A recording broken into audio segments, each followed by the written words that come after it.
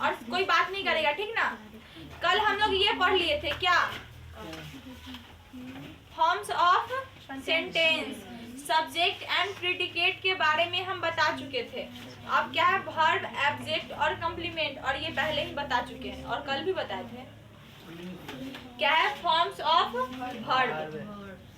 देखो क्या है, अनुवाद में सब्जेक्ट के चुनाव के उपरांत वर्ब का चुनाव आवश्यक होता है कि नहीं, ऐसा बात। मतलब ही के साथ हम इज लगाएंगे कि एम लगाएंगे, ये चुनाव जरूरी है या फिर नहीं है ना जरूरी। तो वही बात लिखा है, इसलिए हम हिंदी पे ज्यादा ध्यान नहीं देते हैं, हम लोग पढ़ने पे ध्यान देते हैं। लिखा है वर्ब कितने प्रकार के होते हैं, दो, प्रिंसिपल और ऑक्सिलरी वर्ब। देखना, प्रिंसिपल वर्ब यह वह क्रिया है जो पूर्ण अर्थ व्यक्त करता है। छोड़ो ये सब हम नहीं समझेंगे, बस समझेंगे प्रिंसिपल वर्ब के दो रूप होते हैं, एक ट्रांजिटिव और दूसरा इंट्रांजिटिव। हम एक दिन ये भी बताए थे कि वॉइस किसका बनता है, ट्रांजिटिव वर्ब का बनता है वॉइस, और इंट्रांजिटिव का नहीं बनता है। अब हम जान लेंगे कि इंट्रांजिटिव और ट्रांजिटिव वर्ब क्या होता है। क्या है transitive verb? A transitive verb is a verb that denotes an action which passes over from the subject to an object। हमको ये समझना ही नहीं है, हमको बस ये समझो ट्रांजिटिव वर्ब वह होगा जिसमें क्या एंड कैसे का जवाब क्या होगा, क्वेश्चन होगा, क्या एंड कैसे का। और इन ट्रांजिटिव वर्ब में ये दोनों नहीं होगा। तो अब ये क्या, जैसे लिखेंगे ना, आई रीड अ बुक, क्या आई रीड अ बुक, तो हम लोग पूछ सकते हैं ना क्या का जवाब है, क्या पढ़ता है। लेकिन आई इट नहीं, क्या I like, I like to watch। नहीं, बता देते हैं, इसमें एग्जांपल है नीचे। जैसे कि क्या, इसमें क्या लिखे हैं, आई रीड अ बुक, क्या पढ़ता है ना। लेकिन यह एक ऐसा जिसमें क्या एंड कैसे का नहीं। जैसे देखना, आई लाफ्स ब्यूटीफुल्ली, इसमें कह रहा है क्या हंसता है, क्या खाता है, क्या रोता है। स्नेहा वीप्स कहेगा, इसमें क्या का जवाब है, स्नेहा क्या रोता है, बिस्किट रोता है, आम रोता है, ये सब जवाब आ रहा है, नहीं आ रहा है। तो यही जो होगा ये क्या होगा, ये इंट्रांजिटिव होगा और ये ट्रांजिटिव वर्ब होगा। अच्छा समझने के लिए हम लोग नीचे देखते हैं। पवन राइट्स अ लेटर, है ना, क्या लिखता है, जवाब आया है, तो यह क्या होगा,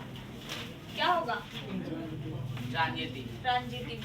क्या एंड कैसे का जवाब आए तो वो ट्रांजिटिव जवाब आए तो हाँ, उसमें ऐसा पूछा जाए तो उसमें क्वेश्चन को देखो और लिखो कि क्या एंड कैसे आ रहा है, तो आ रहा है तो वह क्या होगा, ट्रांजिटिव होगा।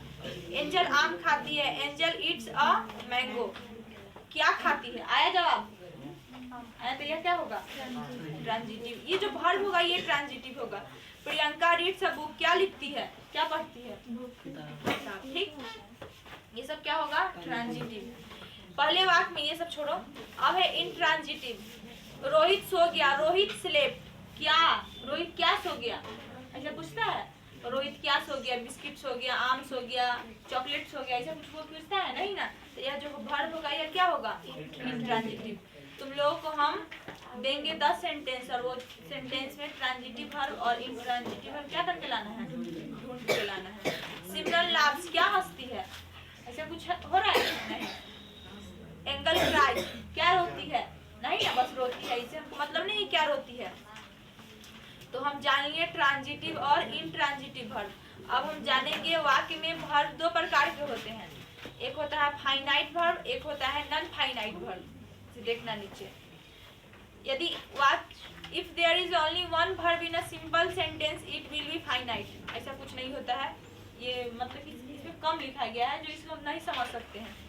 लिखा है if there is more than one verb the first will be finite and the others will be non finite, ऐसा नहीं है। देखो रोहित प्लेज, समझ गया है ना कि समझाए, ये कह रहा है, समझ गए हैं, अंग्रेजी आता है सब यदि कोई एक वर्ब सिंपल सेंटेंस में होता है तो वह क्या हो सकता है? फाइनाइट। लेकिन एक से अधिक होगा एक ही सेंटेंस में वर्ब तो वह क्या हो जाएगा? नॉन फाइनाइट हो जाएगा। लेकिन ऐसा हम नहीं पूछेंगे, बोले I will go to Patna by dash air. Article कथी करेंगे? By dash air.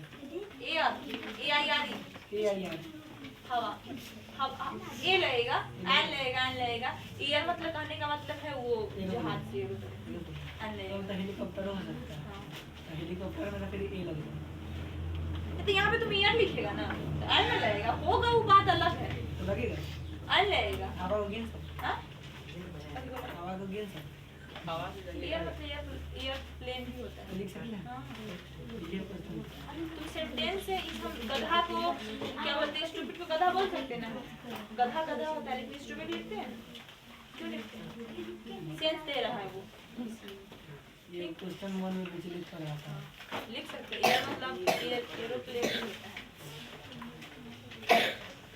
तुम सेंस लगाओ कि कोई भी हवा में उड़ के जा सकता है, ना लेकिन हवा में उड़ाने वाला जो यंत्र है वो ले जा सकता है। उसमें तो हेलीकॉप्टर हो सकता है। तो हेलीकॉप्टर लिखेंगे तब ना हम वहाँ पे लिखेंगे, अगर एयर लिखेंगे तो एन ना लिखेंगे। देखना, प्लेज क्रिकेट सिंगल वर्ब है ना, प्लेज, तो प्लेज क्या हो गया? Finite. Rohit is playing cricket, is क्या हो गया? Finite playing. तुम लोग कुछ समझ में आया? नहीं ना? ये चलते हैं उसमें नहीं, देखो अब देखना। कहने का मतलब है जो वर्ब है ना, जो जिसका रूप हम बदल सकते हैं। प्ले को यहाँ पे प्लेइंग लिख दिए, लिखे ना? प्ले को यहाँ पे प्लेइंग लिखे, एक ही 2 सेंटेंस लिखे। प्ले को यहाँ पे प्लेइंग लिखे मतलब इस, लेकिन ये क्रिकेट को क्रिकेट ही लिखे, रोहित को रोहित ही लिखे, और इसमें एक्स्ट्रा क्या आया? इज।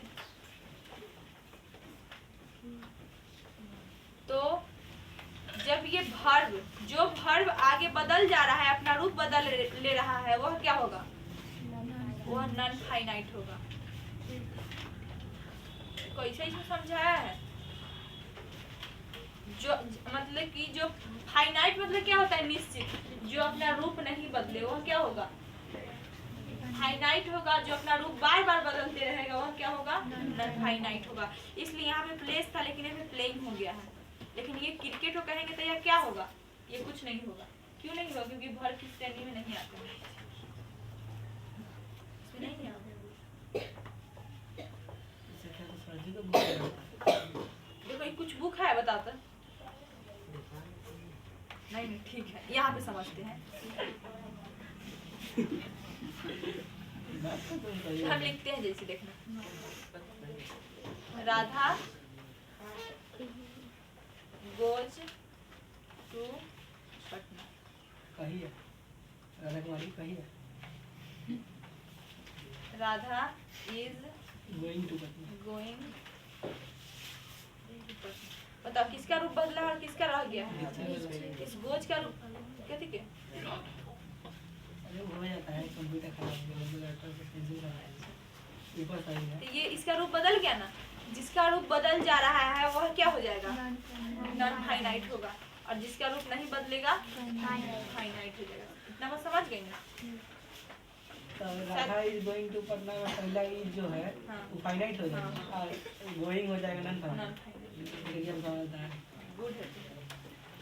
ये तो गुड क्लियर वो नहीं बदला है, लाया है कि नहीं लाया?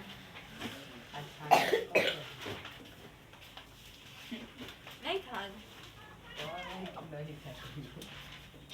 कथी है आप? Position of words. हिंदी तथा अंग्रेजी भाषा में शब्दों के क्रम, हमको लगता है एक पेज छूट गया पीडीएफ बनाने में। लाओ तो